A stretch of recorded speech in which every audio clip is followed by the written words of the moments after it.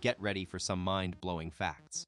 Around 8,000 years ago, an ancient marvel was built as a shield against ruthless sorcerers who were wiping out entire villages. And you might be surprised to know that we're talking about the epic ice wall from Game of Thrones. But here's the million-dollar question: could we actually recreate this icy behemoth in our own world? Let's dive into the science behind this legendary Leviathan. Let's talk about George R.R. Martin, the mastermind behind A Song of Ice and Fire. Game of Thrones for bookworms. Martin is renowned for crafting a richly detailed world that'll leave you awestruck. But have you ever wondered where the genius idea of the wall originated? Well, it all began when George R.R. Martin stood at the foot of Hadrian's Wall in the UK, the ancient Roman fortification marking the border between Scotland and England. The imposing structure left an indelible mark on his imagination, and the rest is history. Or should I say, Westerosian lore.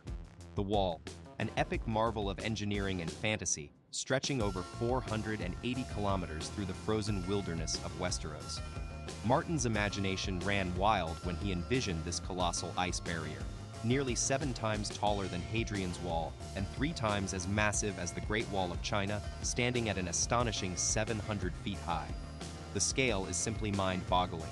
It's so vast that 10 riders can comfortably ride across its top, no traffic jams in sight.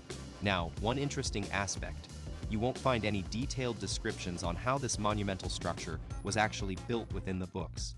It's as if the wall just appeared.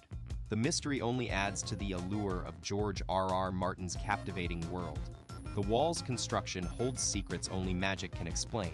The children of the forest played a mysterious hand in its creation, giving it a permanence that defies mortal understanding. Now, let's dive into some real-world math to grasp just how incredible this feat would be without magic.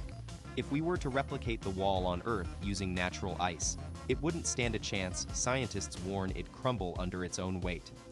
Martin Traffer, an expert from the University of Alaska, even calculated just how massive such a structure would be, with its 213-meter height generating an astonishing 1.8 megapascals of pressure. That's a force that would make our concrete skyscrapers look wobbly by comparison. The wall truly is a marvel of Westeros and a testament to the power of magic. Let's put that jaw-dropping 1.8 megapascals into perspective. Even Antarctica's massive glaciers and the Greenland ice sheet, formed over countless millennia under extreme conditions, boast pressures of just about 0.1 megapascals at their bases. These natural wonders are several kilometers thick, a testament to slow and relentless geological forces. But George R.R. Martin's fictional wall, it'd be an engineering nightmare, and human intervention would only lead to disaster, not the majestic marvel we see in Westeros. It seems that even in fantasy, there's a limit to what mere mortals can achieve. Let's get real about Westeros' mythical wall. If there was a lush forest just chillin' right next to it, temperatures couldn't possibly stay low enough for long-term structural integrity. We're talking around 14 degrees F or 10 degrees C. That's not even close to the frozen tundra needed to keep this icy barrier standing. Without extreme cold, erosion would take its toll, and the wall would crumble in a matter of weeks or months. So, how could they keep it intact? Well, if George R.R. Martin's crew wanted to get creative, they'd have to maintain an ultra-cool environment. We're talking minus 40 degrees F or 40 degrees C, a consistent blast of icy air to slow down the destruction. That's one chilly engineering challenge. Here's the deal with Westeros' wall: its power source isn't the issue. It's still got some serious frosty magic going on.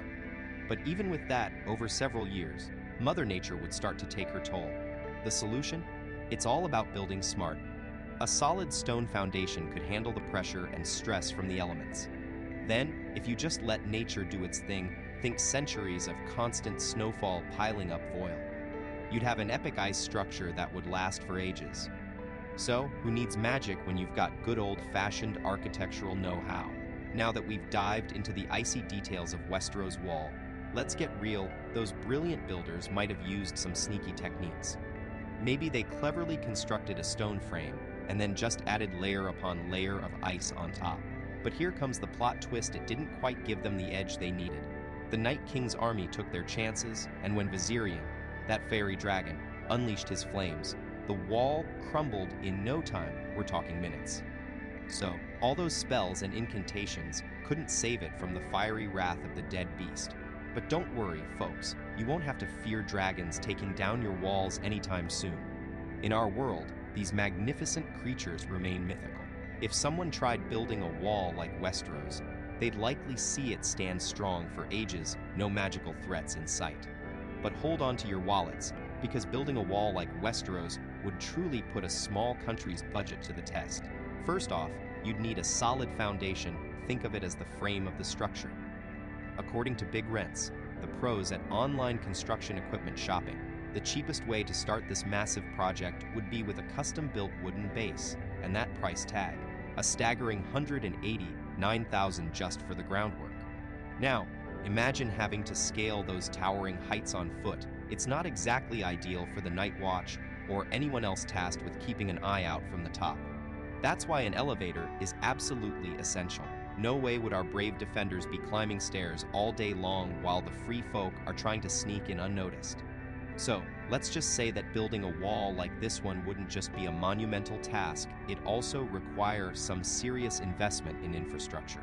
Now let's dive into making this mechanical marvel a reality. No electricity in Westeros means we're talking full-on steam power or manual labor.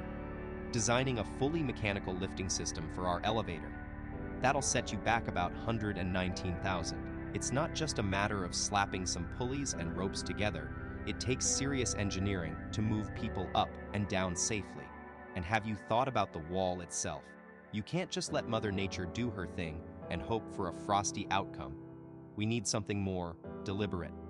That means lining the foundation with thousands upon thousands of ice blocks, each one 3 feet long or roughly 0.9 meters. It's not about sprinkling some water around and waiting for the wall to magically freeze. That would just give you an ice hill, not a sturdy barrier to keep out the wildlings. Building this wall, that's no small feat. Let's get real about what it'd take to bring this massive ice fortress to life. Assuming a top width of 300 feet or 91 meters, if we break down the entire length into sections like those found in the Great Wall of China, we're talking about an astonishing 105,000 separate sections. Now, imagine constructing each one. At $106,000 per section, the total cost would balloon to a staggering $1.8 billion. But hold on, this wall is nothing but an artificial mountain, a monolith of ice. And that's not all. We've barely scratched the surface of what it takes to build and maintain such a behemoth. Protection is key, because in Westeros, those seeking to breach your defenses won't stop at just trying to scale the wall. They'll look for weaknesses to exploit. A few well-placed catapults or dragonfire could turn this ice giant into a pile of rubble overnight. You think medieval-style long-range guns wouldn't give any kingdom an edge? Well, let's look at what they did use massive scorpion-like catapults resembling giant crossbows, a staple in Game of Thrones battles. These ancient tech titans would have set you back around 6,800 each, and to safeguard just one gate, you'd need at least 12 of these bad boys. But here's the real question: with all their dragon-taming skills, why didn't Westeros invent firearms? It seems a bit odd that they skipped over this major leap in technology, don't you think? Let's talk about where the fearless Order of the Night Watch calls home, the Black Castle, their command center smack dab in the middle of that massive wall. Now, I know the books mention loads of buildings, but let's focus on this epic headquarters. If we were to price it out on today's real estate market, we're looking at a whopping $0.74 million. Jon Snow would need to craft an ad that really sells this place, and honestly, it wouldn't be about the walk score or being close to amenities. Nope, he'd tout its serene location and the breathtaking views from those windows as major perks. But let's get real for a second. Who are these friendly neighbors exactly? I mean, we all know that in Westeros, it's every kingdom for itself. But on a more serious note, can you imagine if all the kingdoms just put their differences aside and focused on that common threat, the White Walkers? The cost of building this wall, along with all its tech and buildings, we're looking at $167 billion, enough to buy out Jeff Bezos' entire estate or even snatch up a tropical archipelago. Alternatively, they could have just collaborated with Yakutia, where they have this eerie replica of the wall. Talk about a cost-cutting measure. You gotta check out this crazy spot in Yakutia. It's like a real-life Game of Thrones set. The Lena Pillars National Natural Park boasts these mind-blowing cliffs along the Lena River, stretching for 124 miles. That's a whole lot of White Walker lookout points right there.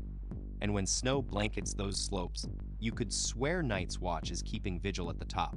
I mean, if White Walkers were real, Westerosi folk would be golden with these natural fortifications. These cliffs reach an average of 656 feet high. No random wildling or invading army's gonna scale that without a serious plan.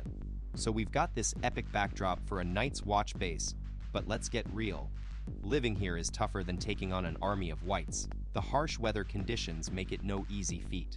Now, if you're a die-hard Game of Thrones fan dreaming up your own wall, good luck with that. We're talking major logistics and some serious cash to bring civilization to these rugged cliffs.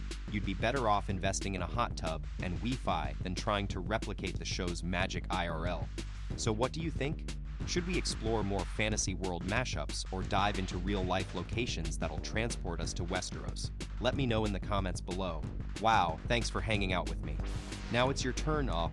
What fantasy world mashups or real-life locations would you love to see in our next videos? Share your coolest ideas in the comments below, and let's get this creative party started. If you enjoyed this video, don't forget to hit that thumbs up button and subscribe for more.